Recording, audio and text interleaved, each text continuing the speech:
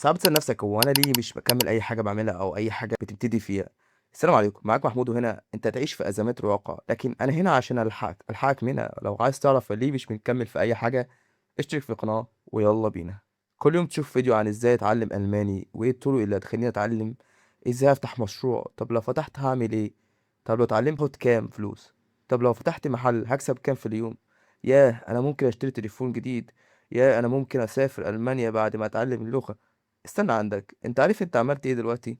أنت عايش في النتايج مش الفعل نفسه، يعني عقلك عمّال يرميك في الأحلام عشان يريحك ويمنعك من الفعل نفسه، عشان هو فعلًا مُتعب، فأنت بترمي نفسك في أحلام مش نتايج، مش بتفكر أصلًا إنك تبتدي وده أول غلط. تاني حاجة أنت طول الوقت بتدوّر على إزاي أتعلم كذا في 3 شهور، تشوف 1000 فيديو عن إزاي عرفت أوصل ل1.000.000 جنيه، إزاي عرفت أسافر، إزاي عرفت أجيب، إزاي عرفت أعيش، بس هل فعلًا بدل كل ده جربت تبتدي إزاي في الشيء نفسه؟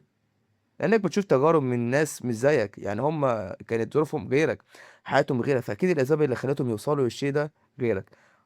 أنت ممكن تستفاد بس لازم يكون عندك عقل تعرف أنت بتتفرّج على إيه، وهل أصلًا ده هيفيدك أصلًا والّا مجرد كلام وتسويف ومش أكتر، وبتضحك على نفسك عشان تبان إنك بتنجز، لكن بتسوّف بس وبتهرب من إنك تنجز. تالت حاجة وَهْم أنا مش هاعرف أوصل للشيء ده، الموضوع صعب أوي أكيد، الموضوع صعب ومين قال لك إنك هتعرف تتعلم حاجة في يوم أو شهر. أنت لازم هتعاني بس البداية غير النهاية، لكنك تفضل تقول صعب، مستحيل، خلاص روح نام، روح كمّل scroll على مواقع النت. أنت بتعمل إيه؟ أنت بتبني هدف ليه من الأول وأنت شايف نفسك ضعيف ومش قادر، يا إما تقتنع في نفسك إنك هتعرف، لأن اللي عرف إنسان زيك وأنت إنسان برضه، هو عرف أنت هتعرف. آخر حاجة، هو أنا فعلًا ممكن أوصل؟ أنا مش هاقول لك إن كل حاجة لازم هتكون، لأن كل حاجة متوقفة على شيء واحد، توفيق ربنا. يعني أنا باسعى بس إني مثلًا أشتغل في بار، أنا باسعى إني أكون مطرب، طريق ربنا نهى عنه. أنت بتعمل إيه؟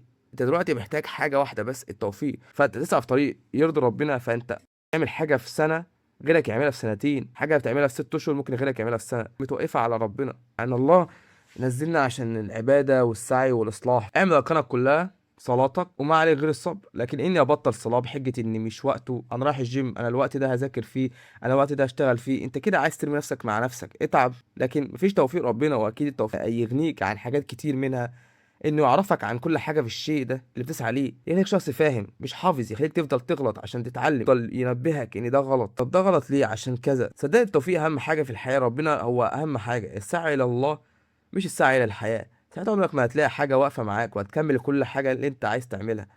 حصّن نفسك دلوقتي بالصلاة والذكر والسعي مع ربنا. أحب أفكّرك تشترك في القناة والسلام.